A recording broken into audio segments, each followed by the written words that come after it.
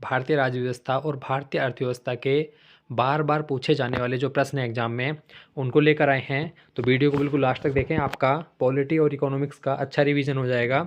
तो शुरू करते हैं। दल विहीन लोकतंत्र किसने दिया था? तो वो दिया था जयप्रकाश नारायण ने, दल विहीन लोकतंत्र। द इंडियन कॉन्स्टिट्यूशन पुस्तक किसकी है? तो ग्रेनवेल ऑस्टिन की ये पुस्तक है। भारतीयों के साथ जो ब्रिटिश कंपनी है उसका व्यापार कब बंद हुआ? तो 1813 में हुआ था, और 20 वर्षों के लिए जो है चाइना के साथ बढ़ा दिया था, लेकिन उसको भी 1833 में समाप्त कर दिया था। समिति की बात करें तो संचालन समिति और राष्ट्रध्वज समिति जो है, इसके अध्यक्ष जो थे वो डॉक्टर राजेंद्र प्रसाद थे। जबकि संघीय और संघ दोनों में संघ संघ आ रहा है तो पंडित जवाहरलाल नेहरू हो गए। प्रारूप के डॉक्टर भीमराव अंबेडकर। और प्रांतीय संविधान समिति एवं मौलिक अधिकार अल्पसंख्यक समिति के जो थे वो थे सरदार वल्लभ भाई पटेल। लेकिन इसकी दो उप समिति थी। मौलिक अधिकार उप समिति जो हो गई जेबी कृपलानी की हो गई, और अल्पसंख्यक उप समिति जो है वो एच मुखर्जी की हो गई। ठीक है, तो आप याद रखेंगे। भारतीय संघवाद को सहकारी संघवाद किसने कहा? तो ग्रेविल ऑस्टिन ने कहा था। ये भी बहुत बार एग्जाम में आया हुआ है। प्रस्तावना की बात करें तो प्रस्तावना में जो है बेरूवारी जो है 1960 में आया था। ये भी बहुत बार एग्जाम में पूछे जा चुके हैं। इसमें क्या कहा गया था कि प्रस्तावना संविधान का अंग नहीं है। जबकि गोलकनाथ 1967 में कहा गया है कि अंग तो है लेकिन संशोधन नहीं कर सकते। लेकिन केशवानंद 1973 में कहा गया है कि जो है प्रस्तावना संविधान का भाग है, उसमें संशोधन कर सकते हैं। और उसके बाद 42वां संविधान संशोधन 1976 हुआ, जिसके तहत जो है कुछ शब्द जोड़े गए थे। अब अनुसूची की बात कर लेते हैं। यहाँ से भी एक प्रश्न एग्जाम में जो है यूके SSS पूछ रहा है। तो पहली अनुसूची जो है वो संघराज्य क्षेत्र से संबंधित है। दूसरी वेतन भत्ते से। तीसरा पदाधिकारियों की जो शपथ हैं उससे। चौथे में हो गया राज्यसभा में स्थान, सीटों का आवंटन। पाँचवें में हो गया अनुसूचित जाति जनजाति के क्षेत्र। छठे में हो गया असम मेघालय त्रिपुरा मिजोरम जनजाति क्षेत्र। सातवें में हो गया सूची, जो संघ सूची है, राज्य सूची है या समवर्ती सूची है, वो 7वीं अनुसूची में हो गई। 8वीं अनुसूची में भाषाएं हैं। 9वीं अनुसूची में जो है भूमि सुधार है। और 10वीं अनुसूची में दल बदल। और 11वीं में है पंचायती राज। और 12वीं में है नगर पालिका। ये पहले संविधान संशोधन से जोड़ी गई थी। जो ये 10वीं हो गई 1952वां संविधान संशोधन 1985। ये 73वां संविधान संशोधन 1992। और ये भी 74वां संविधान संशोधन 1992 के तहत जोड़ी गई थी, जो 1993 से लागू हुए थे। अब बात करते हैं, अगला टॉपिक है हमारा कि अनुच्छेद 1 में क्या कहा गया है। अनुच्छेद 1 में कहा गया है कि भारत अर्थात इंडिया जो है वो राज्यों का संघ है। तो ये भी कई बार एग्जाम में पूछा जा चुका है। दूसरा क्या है कि नए राज्यों का प्रवेश, दूसरे अनुच्छेद में। तीसरे में जो है सीमा परिवर्तन से है। रियासत शामिल हुई हैं, तो रियासत जो है जैसे भारत जब आज़ाद हुआ तो 500 से अधिक रियासतें थी, उनको जो है एकीकरण करने में सरदार वल्लभ भाई पटेल और सचिव PB मेनन की जो है बहुत महत्वपूर्ण भूमिका है।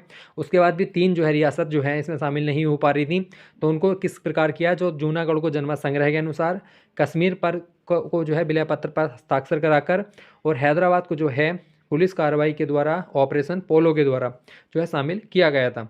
जम्मू कश्मीर लद्दाख जो है 31 अक्टूबर 2019 को बने। और गोवा दादर नगर हवेली का जो विलय हुआ है वो कब हुआ? 26 जनवरी 2020 को। अब बात करते हैं राज्य पुनर्गठन आयोग की। इसका गठन तो 1953 में हुआ था, लेकिन पारित ये 1 नवंबर 1956 को हुआ। इसके तहत बनने वाला पहला राज्य आंध्र प्रदेश था। इसके अध्यक्ष कौन थे? तो फजल अली थे। और इसके जो अन्य 2 सदस्य थे वो थे KM पडिक्कर और हृदयनाथ कुंजरू। क्षेत्रीय परिषद की बात करें तो क्षेत्रीय परिषद का गठन कौन करता है? तो राष्ट्रपति जो है वो क्षेत्रीय परिषद का गठन करता है। इसके अध्यक्ष लेकिन गृह मंत्री होते हैं, बहुत इंपॉर्टेंट है, कई बार एग्जाम में आ चुका है। और 5 थी पहले ये, अब 6वीं जो है 1972 में बनी पूर्वोत्तर परिषद। इसका मुख्यालय जो है नागालैंड के शिलांग में है।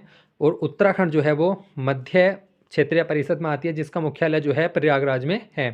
अब बात करते हैं नागरिकता की। भाग 2 में जो है नागरिकता का जिक्र है अनुच्छेद 5 से 11 तक। नागरिकता जो है भारत की कैसे प्राप्त की जा सकती है? 5 तरीकों से। जन्म, वंश परंपरा, देशीकरण, पंजीकरण, भूमि विस्तार। और समाप्त कितने तरीकों से हो सकती है? तो 3 तरीकों से। नागरिकता त्याग करके, सरकार द्वारा वंचित करके, और विदेशी नागरिकता ग्रहण करके। इन 3 तरीकों से जो है नागरिकता समाप्त हो जाती है। अब एक नागरिकता संशोधन अधिनियम 2019 में आया था। ये 6ठी बार संशोधन हुआ है नागरिकता अधिनियम में, जो 10 जनवरी 2020 से लागू हुआ। इसमें क्या है कि बांग्लादेश, पाकिस्तान और अफगानिस्तान से जो है ये 6 धर्मों के लोग अगर आते हैं तो उनको नागरिकता दी जाएगी।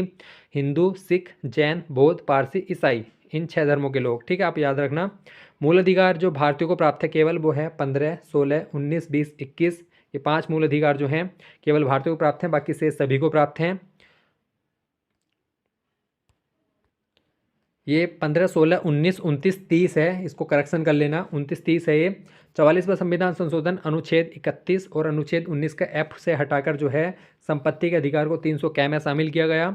आपातकाल में मूल अधिकारों पर क्या प्रभाव पड़ता है कि अनुच्छेद 358 में कहा गया है कि अगर युद्ध या बाह्य आक्रमण होगा तो अनुच्छेद 19 जो है स्वतः समाप्त हो जाएगा। अगर सशस्त्र विद्रोह के कारण होता है तो अनुच्छेद 19 बना रहेगा। तो ये जो हो गया ये अनुच्छेद 19 से रिलेटेड है। जबकि 359 क्या है कि अनुच्छेद 19 के जो अतिरिक्त हैं मूल अधिकार उनको कैसे निलंबित किया जा सकता है, तो उनको निलंबित कर सकता है राष्ट्रपति।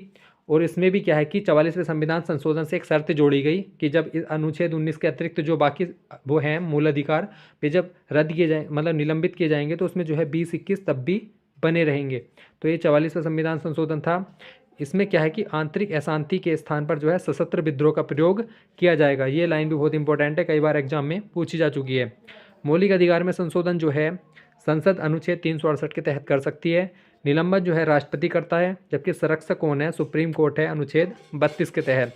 अनुच्छेद 13 में क्या है कि न्यायिक पुनर्वलोकन जो है हाईकोर्ट 2026 हाईकोर्ट जो है 226 अनुच्छेद के तहत।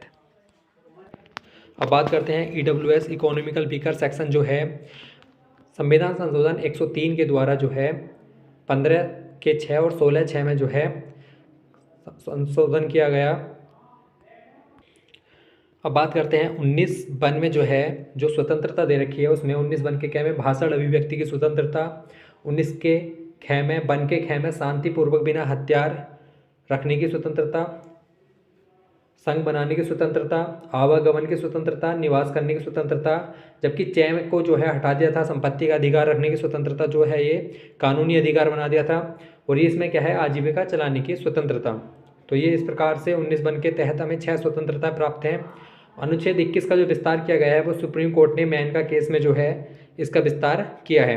अब बात करते हैं रिट जो है 5 प्रकार की है। बंदी प्रत्यक्षीकरण कि किसी भी व्यक्ति को अगर बंदी बनाया जाता है तो उसे 24 घंटे के अंदर जो है न्यायालय में जो है लाना होगा। परमादेश जो है वो हम आदेश देते हैं कि आप ये जो है कार्य किस उससे कर रहे हो। प्रतिषेध जो है इसे रोकना, अगर कोई जैसे हाई कोर्ट जो है कोई निर्णय दे देता है, कोई गलत निर्णय दे रहा है तो उसको रोक सकते हैं, सुप्रीम कोर्ट रोक सकता है इस तरीके से। या हाई कोर्ट अपने निचले वाले कोर्टों को उत्प्रेषण रद्द करना, कोई निर्णय दे दिया हो तो उसको रद्द करने के लिए। अधिकार परीक्षा, अगर कोई व्यक्ति अपने अधिकार से बढ़ के कार्य कर रहा हो तो वो उससे पूछा जा सकता है कि ये तुम किस अधिकार से कार्य कर रहे हो। राष्ट्रपति जो है इसके अनुच्छेद याद रखने की ट्रिक है पकानी रिपपा अस समरी। पैसे पद हो गया, का से कार्यपालिका शक्ति, नी से निर्वाचन, री से रीति, पै से पदअवधि, पा से पात्रता या पुनर्निर्वाचन, और ऐ से अहर्ताएँ, और सै से शर्तें, और सै से शपथ, मैं से महाभियोग, और री से रिक्ति को भरना। तो ये 52 से लेकर 162 तक जो है राष्ट्रपति से संबंधित है। उपराष्ट्रपति की ट्रिक की बात करें तो पस का निकास शनि, पै से 63 में पद हो गया, 64 में राज्यसभा का सभापति हो गया, 65 राष्ट्रपति की अनुपस्थिति में कार्य करना, 66 में निर्वाचन, 67 में कार्यकाल, 68 में समय निर्वाचन, 69 में शपथ, और 70 में सुप्रीम कोर्ट का, अगर मतलब राष्ट्रपति उपराष्ट्रपति दोनों नहीं है तो सुप्रीम कोर्ट का सीजे जो है राष्ट्रपति का कार्य करेगा। तो ये 70 में कहा गया है।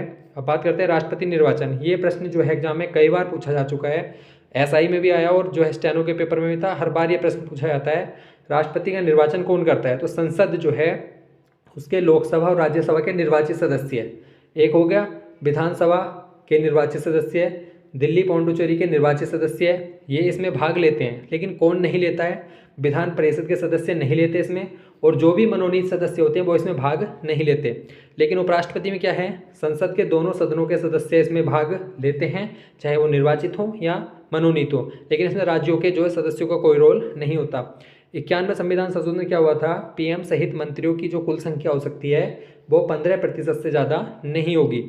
राज्यसभा की शक्ति की बात करें तो 249 में क्या कहा गया कि जो राज्य से संबंधित विषय हैं उन पर कानून बना सकती है राज्यसभा।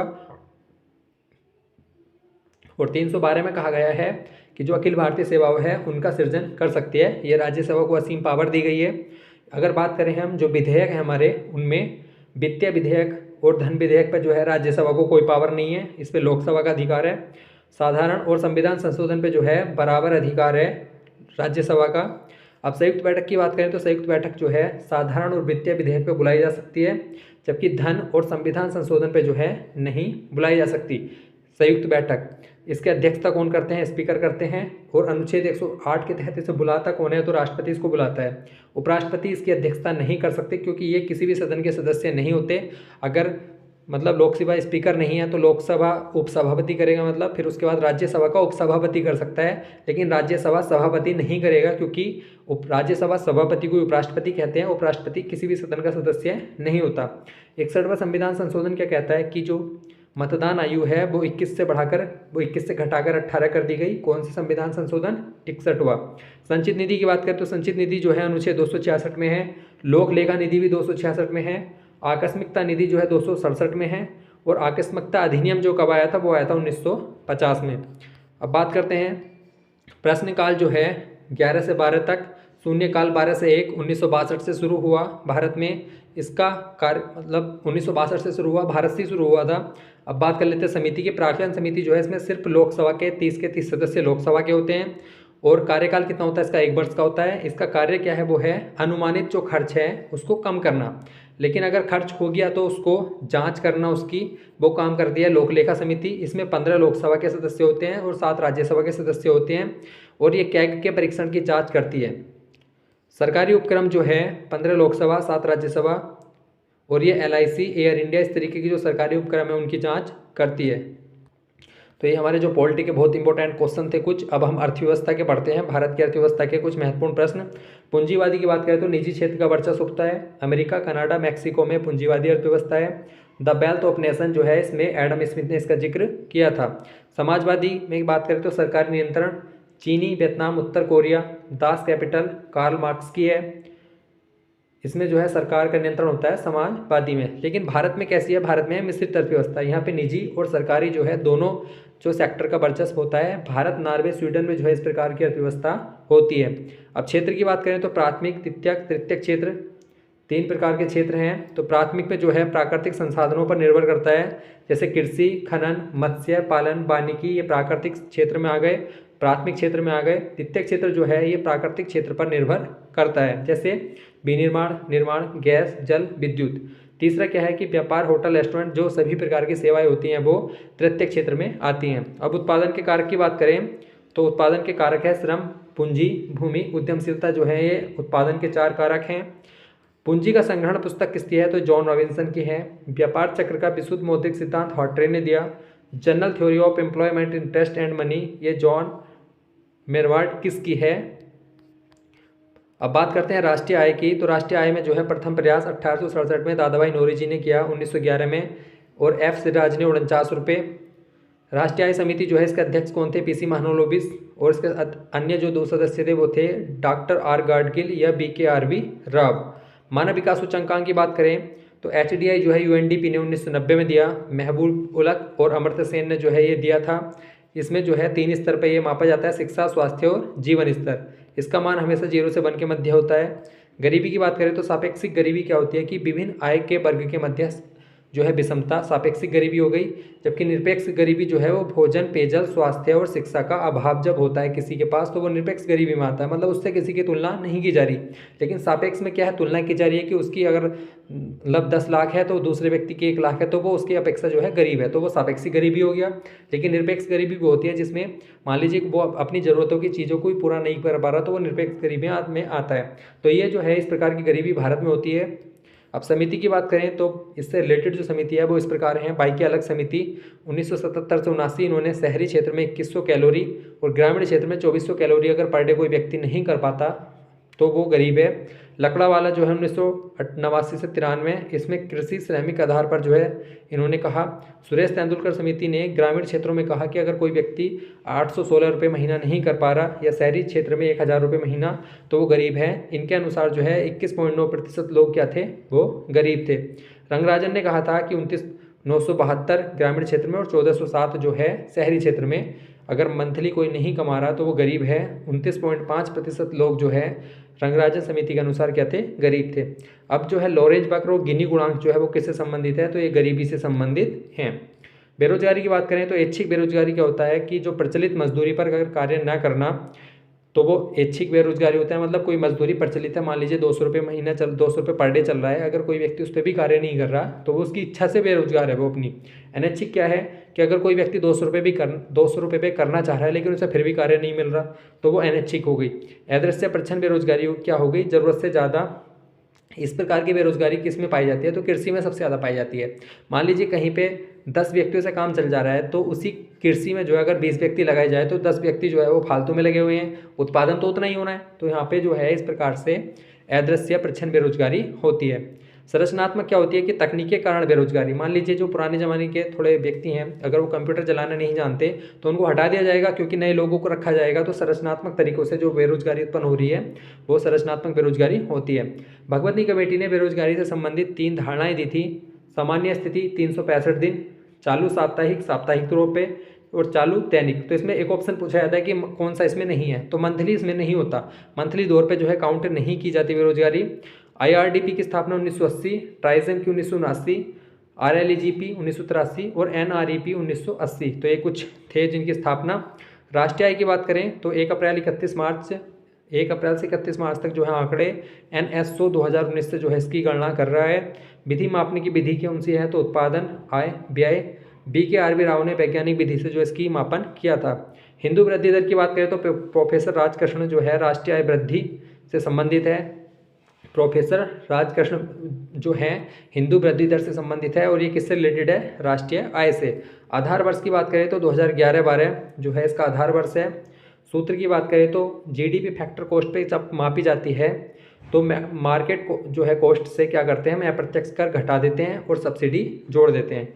अगर नेट की बात करें तो GDP में जो है अगर नेट निकालना हो तो मूल्य ह्रास घटा देते हैं। GDP जो है घरेलू सीमा के भीतर जो है निवासी और गैर निवासी जो है उनके द्वारा जो है अर्जित आय जो है वो होती है GDP। और GNP अगर निकालना हो तो इसमें क्या करेंगे, हम जो हमारे व्यक्ति बाहर रह रहे हैं उनको जोड़ देंगे और जो बाहर के व्यक्ति यहाँ रह रहे हैं उनकी आय को हम घटा देंगे तो GNP हमारी निकल जाएगी, ग्रॉस नेशनल प्रोडक्ट। अब बात करते हैं राष्ट्रीय सांख्यिकी आयोग। 1 जून 2005 को इसकी संकल्पना हुई, 12 जुलाई 2006 को स्थापना हुई। इन दोनों को मिला के जो है 23 मई 2019 को NSO बना दिया। भारतीय सांख्यिकी संस्थान जो है PC महालनोबिस 17 दिसंबर 1931 को। महंगाई भत्ते का निर्धारण कौन करता है, तो उपभोक्ता कीमत सूचकांक करता है। आर्थिक नियोजन की बात करें तो पहली रूपरेखा 1934 में M विश्वेश्वरैया द्वारा प्लानिंग इकोनॉमी ऑफ इंडिया में दी गई थी। राष्ट्रीय योजना समिति 1968 में INC के अध्यक्ष मतलब सुभाष चंद्र बोस जो है अध्यक्ष थे उस समय इंडियन नेशनल कांग्रेस के, और इस समिति के अध्यक्ष कौन थे, तो वो थे पंडित जवाहरलाल नेहरू। बॉम्बे प्लान की बात करें तो 1944-45 में जो है 8 प्रमुख पूंजीपतियों के द्वारा जो है बॉम्बे प्लान लाया गया था। गांधीवादी योजना 1944 में श्रीमन नारायण अग्रवाल द्वारा। जन योजना 1945 में MN रॉय द्वारा। सर्वोदय योजना 1950 में जयप्रकाश नारायण द्वारा। योजना आयोग 15 मार्च 1950। सिफारिश किसकी थी, KC नियोगी की सिफारिश पर जो है योजना आयोग की स्थापना हुई। अध्यक्ष कौन थे, तो पंडित जवाहरलाल नेहरू थे पहले अध्यक्ष इसके, क्योंकि प्रधानमंत्री जो है इसके अध्यक्ष होते हैं। उपाध्यक्ष की बात करें तो मोंटिंग सिंह आहलूवालिया जो हैं इसके अंतिम थे और गुलजारी लाल नंदा जो है इसके प्रथम अध्यक्ष थे। 1 जनवरी 2015 से जो है योजना आयोग के स्थान पर अब नीति आयोग हो गया, तो मोंटिंग सिंह आहलूवालिया जो है अंतिम इसके उपाध्यक्ष थे। 1 जनवरी 2015 से जो है इसके स्थान पर नीति आयोग हो गया है। अब बात करते हैं राष्ट्रीय विकास परिषद की। 6 अगस्त 1952 को संविधानेतर निकाय है ये, अध्यक्ष इसके PM होते हैं। आर्थिक नियोजन जो है वो किसका विषय है, तो संवर्ती सूची का विषय है। प्लानिंग एंड द पोर किसकी पुस्तक है, तो BS मिन्हास की ये पुस्तक है। पंचवर्षीय योजनाएं जो है, पहली हेराल्ड डोमर मॉडल पर, दूसरी PC महालनोबिस पर, तीसरी सुखमय चक्रवर्ती, चौथी अशोक रुद्र LNS और 5वीं है DP धर पर। उद्योग की बात करें तो राउरकेला उड़ीसा में है, भिलाई छत्तीसगढ़, दुर्गापुर पश्चिम बंगाल, बोकारो झारखंड। ये पहले 3 जो है ये दूसरी FIP में लगे, मतलब दूसरी पंचवर्षीय योजना में, तीसरी में जो है बोकारो लगा। अब ये किसकी सहायता से लगी ये लिखा हुआ है, देख सकते हैं आप। वार्षिक योजना की बात करें तो हमारे पास 7 वार्षिक योजना हुई हमारे भारत में। जैसे 1966 से 1969 तक 3 हो गई, फिर उसके बाद 1978 से 80 2 और 90 से 92 2, तो 7 जो है वार्षिक योजनाएं आई। FYP जो है पहली पंचवर्षीय योजना कृषि पर आधारित थी, दूसरी जो है उद्योग पर आधारित थी। अनवरत योजना की बात करें तो 1978 से 80 तक जो है अनवरत योजना आई। किसने वर्णन किया इसका? गुरनाल मित्तल की एशियन पुस्तक ड्रामा पुस्तक में इसका वर्णन किया गया। जनता पार्टी सरकार लेके आई थी और योजना आयोग के जो उपाध्यक्ष थे DT लकड़वाला ने जो है इनकी जो है दोनों के सहमति से जो ये आई थी अनवरत योजना 1978 में। तीसरा अगला क्या है कि हरित क्रांति जो है 1966-67 में आई। श्वेत क्रांति, हरित क्रांति कौन लाए थे? MS स्वामीनाथन। श्वेत क्रांति जो है वो वर्गीज कुरियन लाए थे 1970 में। कृषि मूल्य आयोग 1965 में इसकी स्थापना हुई। 1985 से इसे कृषि मूल्य लागत आयोग के नाम से जाना जाता है। IDBI 1964, UTI 1964, FCI food corporation of India 1965। अब बात करते हैं 14 बैंकों का राष्ट्रीयकरण कब हुआ था? तो 1969 में हुआ था 14 बैंकों का राष्ट्रीयकरण। 1980 में 6 बैंकों का राष्ट्रीयकरण हुआ। क्षेत्रीय ग्रामीण बैंक की स्थापना 1975 में नरसिम्हन समिति की सिफारिश पर। नाबार्ड 12 जुलाई 1982 सिब्रामन समिति की सिफारिश पर। 20 सूत्रीय कार्यक्रम 1975 में। न्यूनतम आवश्यकता कार्यक्रम 1974। IRDP 2 अक्टूबर 1980। NREP 1980। एग्जिम बैंक 1 जनवरी 1982। सेबी की स्थापना 12 अप्रैल 1988 और 1992 से इसे मान्यता मिली। उपभोक्ता संरक्षण अधिनियम कब आया? तो 24 दिसंबर 1986, इसलिए उपभोक्ता संरक्षण दिवस जो है वो 24 दिसंबर को मनाया जाता है। LPG जो आया, उदारीकरण, वैश्वीकरण, निजीकरण जो है 24 जुलाई 1991 को राव मनमोहन मॉडल जो आया था, उसके बाद उदारीकरण हुआ, वैश्वीकरण और निजीकरण की प्रक्रिया अपनाई गई।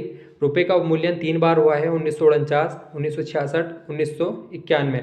अब नीति आयोग के बारे में देख लेते हैं। 1 जनवरी 2015 को इसका गठन हुआ। इसे थिंक टैंक और सहकारी संवाद के रूप में जाना जाता है क्योंकि इसमें राज्यों का भी उतना ही रोल है जितना केंद्र का। विकेंद्रीकरण इसने अपनाया है। National institute for transforming of India, अध्यक्ष जो है इसके PM होते हैं और उपाध्यक्ष कौन है इस समय वर्तमान में? सुमन बेरी। और CEO कौन है? तो वो हैं BR सुब्रमण्यम। औद्योगिक नीति की बात करें तो पहली जो आई थी वो 1948 में आई थी, 6 अप्रैल 1948। दूसरी जो है वो राव मनमोहन मॉडल 24 जुलाई 1991 को आई LPG के नाम से। आत्मनिर्भर भारत अभियान 12 मई 2020 को आया। राष्ट्रीय विनिर्माण नीति 2011। एशिया का पहला निर्यात प्रसंस्करण क्षेत्र कौन सा है? तो वो है कांडला। सिडबी जो है भारतीय लघु उद्योग विकास बैंक है जो लघु उद्योगों को ऋण देता है। इसका मुख्यालय कहाँ पे है? लखनऊ में। और इसकी स्थापना हुई है 2 अप्रैल 1990 को। मुद्रा योजना ये बहुत बार एग्जाम में पूछी गई है। 7 अप्रैल 2015 को आई। शिशु के लिए 50 के ऋण और किशोर के लिए 50,000 से 5 लाख और तरुण के लिए 5 लाख से 10 लाख। खाद्य एवं ग्रामोद्योग की स्थापना 1956 में हुई। फिक्की की 1927 में। बैंकिंग की बात करें तो गर्म मुद्रा क्या होती है? जो शीघ्र पलायन कर जाती है, गर्म मुद्रा हो गई। हार्ड कौन सी होती है? जो जिसकी आपूर्ति जो है कम होती है मांग से, मतलब मांग ज़्यादा है लेकिन आपूर्ति कम हो रही है तो वो हार्ड करेंसी। सॉफ्ट करेंसी वो होती है जिसकी आपूर्ति ज़्यादा होती है लेकिन मांग कम होती है। भारत में मुद्रा क्या हुआ? 1935 में RBI को अधिकार दिया गया। 17 भाषाएं इसमें नोट पे होती हैं। अब बात करते हैं RBI की। हिल्टन यंग आयोग की सिफारिश पर 1926 में RBI की स्थापना हुई। एक्ट 1934 के तहत 1 अप्रैल 1935 को इसने कार्य करना शुरू किया। राष्ट्रीयकरण कब हुआ? तो 1 जनवरी 1949 को। गवर्नर कौन है इसके पहले? Sir Osborne Smith. राष्ट्रीयकरण जब 1949 में हुआ तो उस समय गवर्नर कौन थे? तो वो थे CD देशमुख। वर्तमान में कौन बने अभी हाल ही में? संजय मल्होत्रा। लेखा वर्ष की बात करें तो 1 जुलाई से 30 जून तक जो है इसका RBI का लेखा वर्ष होता है। और मुख्यालय कहाँ पे है? तो मुंबई में है। गवर्नर का कार्यकाल 3 वर्ष का होता है। न्यूनतम कोष प्रणाली जो है ये 1957 में अपनाई गई और 200 करोड़ जो है इसमें रखना रिजर्व होता है अपने पास।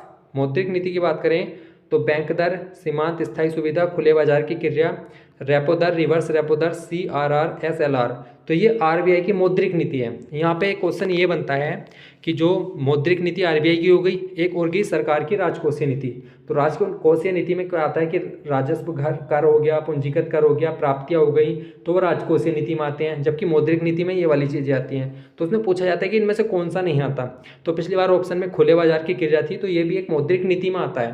तो इसको भी आप अच्छे से याद कर लें। ये वाली जो चीज़ें हैं ये मौद्रिक नीति में होती हैं। और राजकोषीय नीति है जब राजकोषीय हम जैसे बजट पास होता है, बजट से संबंधित जितनी भी चीज़ें हैं वो राजकोषीय नीति में आती हैं। तो इसको आप याद रखना। तरलता ब्याज को प्रभावित करती है। बैंक दर, RBI जो है व्यापारिक बैंकों को अगर दीर्घकालीन ऋण देता है तो वो हो गई बैंक दर। अगर वाणिज्यिक बैंकों को अल्पकालीन ऋण देता है तो रेपो दर हो गई। बैंकों की RBI के पास जो जमा होती है उसे CRR कहते हैं। मतलब जो बैंक हैं अगर RBI के पास जो जमा करते हैं उसे CRR। SLR जो हो गई, जो बैंक अपने पास रखते हैं उसे SLR कहते हैं। PLR जो हो गई, न्यूनतम हर वह जिस पर ग्राहक को जो है वो ऋण दे सकता है। मतलब बैंक जो है अगर ग्राहक को जिस प्रतिशत पर ऋण दे रहा है तो उसे पीएलआर कहते हैं। मुद्रा तरलता की बात करें तो M1 जो होती है मुद्रा, वो सबसे ज़्यादा तरल होती है। तो ये आज हमारा पॉलिटी और जो है इकोनॉमिक्स के कुछ जो महत्वपूर्ण प्रश्न थे वो हम इसमें लेके आए हैं।